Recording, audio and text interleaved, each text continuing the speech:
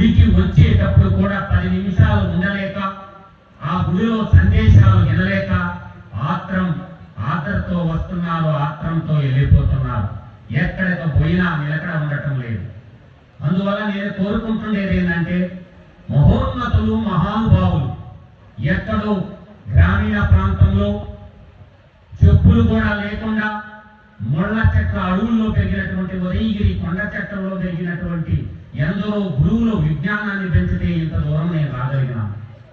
దేశానికి సమస్య వచ్చినప్పుడు ఈరోజు స్త్రీమూర్తిని కంటే స్త్రీనే కానాలి, ఆడబిడ్డనే కానాలి, ఇంటే రామాయణం మహాభారతాలే వినాలని చెప్పినట్టు ఈరోజు స్త్రీ లేకపోతే ఈ సృష్టే లేదు. అందువల్ల ప్రతి ఒక్కరు కూడా ఎక్కడ స్త్రీమూర్తి అవపడినా చేతులెత్తి నమస్కరించాలని చెప్పి ఆడబిడ్డలకు మనకు బతుకునిచ్చినటువంటి బతుకమ్మలు మన అమ్మలు. మన అమ్మని గౌరవించుకోకపోతే, మన ఆది పరాశక్తిని పూజించుకోకపోతే మనం మడుగడలేదు. ఈ సృష్టికి మూలాధారమైంది స్త్రీ. అటువంటి మన సత్యవాణి అమ్మవారికి శిరసా ఉంచి నమస్కరిస్తున్నాను. నేను పెద్ద జ్ఞానవంతుని అనుకోవటం లేదు, కానీ ఈ దేశం కోసం, ఈ ధర్మం కోసం, ఈ దేశంలో పుట్టిన ప్రతి పౌరుడు ముందుకు నడవాల్సినటువంటి ఆవశ్యకత ఎంతైనా ఉంది. ఈ రోజు అన్ని వ్యవస్థలు భ్రష్టు పట్టిపోయి ఉంటే ఇప్పుడు మిగిలిండే వ్యవస్థ, కాపాడుతున్న వ్యవస్థ ఏంటంటే ధర్మం. ధర్మో రక్షిత రక్షిత. ప్రపంచంలో ఎవరో చెప్పరు. సత్యమేవ జయతే, సత్యం మాత్రమే విజయం సాధిస్తుంది, ఇక ఏది విజయం సాధించదని చెప్పింది మన ధర్మం. లోకా సమస్త సుఖినో భవంతు అన్నారు. ఈ భూగోళంలో ఉండే ప్రజలందరూ బాగుండాలని చెప్పేది నా యొక్క ధర్మం. అందువల్ల ఈ ధర్మానికి చేరబట్టినప్పుడు ఈ ధర్మాన్ని రక్షించాల్సింది ఎవరో కాదు, భారతీయులే రక్షించాల్సినటువంటి. ఈ రోజు ధర్మం ధర్మం అని చేతులు పట్టుకుని కూర్చుంటే ధర్మం కూడా రక్షించబడదు. రాముడైనా శ్రీకృష్ణుడైనా ఆయుధం పట్టే ధర్మాన్ని రక్షించారు. కాబట్టి ఈ రోజు అల్లూరు సీతారామరాజు అయినా, భగత్ సింగ్ అయినా, సుభాష్ చంద్రబోస్ అయినా వీరందరూ కూడా ఆయుధం పట్టకుండా విజయాన్ని సాధించిన సందర్భమే లేదు. మన ఇతిహాసాలు చెప్తున్నాయి, మన పురాణాలు చెప్తున్నాయి. కానీ ఆ ఆయుధాలను ఎలా వాడాలనేదే మనకి అస్త్ర శస్త్ర విద్యలన్నీ మన పురాణ పురుషులు రామాయణ కాలం నుంచి, మహాభారత కాలం నుంచి, ఏక కాలం నుంచి మనకు అందించారు.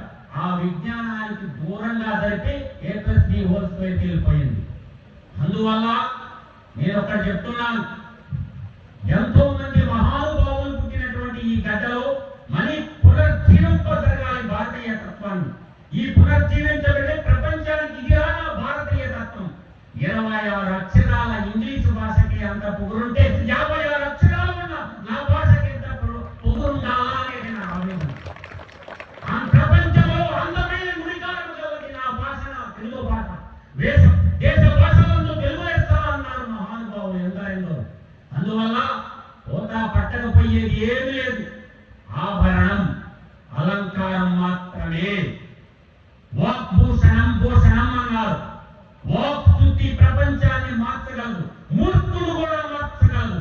కాబట్టి అందుకే చెప్తున్నాను, విద్యానామనస్య రూపమలికం ప్రచ్ఛన్న గుప్తధనం విద్య యశస్సుకరి భూమకరి విద్య గుణాంగురః విద్యా బుద్ధజనో విదేశకమనే పరదేవత రాజ్య సానుపూజ్యతే నహిందనం విద్యాహీన పశువః అన్నారు మహానుభావులు.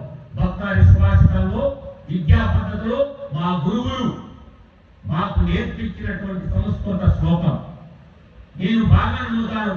నేను నమ్మేది 2 గ్రంథాలు. ఒకటి భక్తమాసి రాసిన భక్తారి సుభాషితాలని, 2 భగవద్గీతని. భగవంతుడి చేత ఉద్బోధించబడినటువంటి భగవద్గీత 700 శ్లోకాలు మీ బిడ్డలకి రోజు 2 లైన్లు నేర్పించమంటున్నాను. రాసి చూపించమండి. కెమిస్ట్రీ, ఫిజిక్స్, ఇంగ్లీషు, మ్యాథమెటిక్స్ కాదు. కావాల్సింది మన నీతి శతక పద్యాల్లో 4 లైన్లు, భగవద్గీతలో యొక్క 2 లైన్లు దాన్ని నేర్పించగలిగితే ఆ బిడ్డలు గగనం వైపు చూస్తారు. అందరూ కూడా విజ్ఞానం ఆటోమేటిక్ గా వస్తారు. అందువల్ల ఈ మధ్యకాలంలో నేను చూశాను, ఇంటర్మీడియట్ ఎగ్జామ్ దగ్గరికి వెళితే బిడ్డల మీద ఎంత ప్రజలలో తల్లిదండ్రులే ప్రజలకి నేర్పుతున్నారు ఆ బిడ్డలు. నా బిడ్డకి చెప్పాను నేను, నానా ఫ్రీగా ఉండు, నీకు వచ్చింది రాసి వచ్చేయమని చెప్పాను. కాబట్టి ఫైనల్ గా నేను ఒకటే మాట చెప్తున్నాను, ధర్మో రక్షిత రక్షిత, లోకా సమస్త సుఖినో భవంతు, సత్యమే వృక్షమేవ చేయతే వృక్షో రక్షిత రక్షిత, వృక్షాలను కూడా కాపాడుకోవాల్సిన అవసరం ఉంది. అలాగే ఇలాంటి వాళ్ళకి సహాయ సహకారాలు అందించాల్సిన అవసరం కూడా ఎంతైనా ఉంది.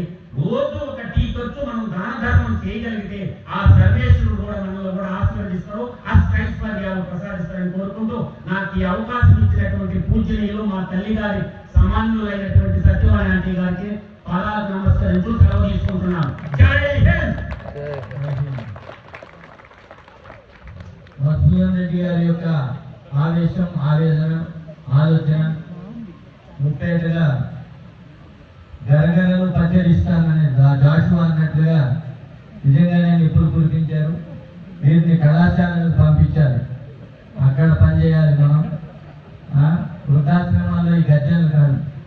ఇక వృద్ధాశ్రమంకి వెళ్ళి మనందరం సింహాలను గర్జించాలి అంటే అక్కడ మోకాళ్ళ నొప్పితో ఏం చేయలేము. మనం కళాశాలకు వెళ్ళాలి, వాళ్ళని గర్జించాలి. అక్కడికి మనల్ని పంపించడానికి ఇదిగో రథాలు తయారవుతున్నాయి, చైతన్య ధార్మిక రథాలు తయారవుతున్నాయి. అద్భుతమైనటువంటి సన్నివేశం ఇది. ఇప్పుడు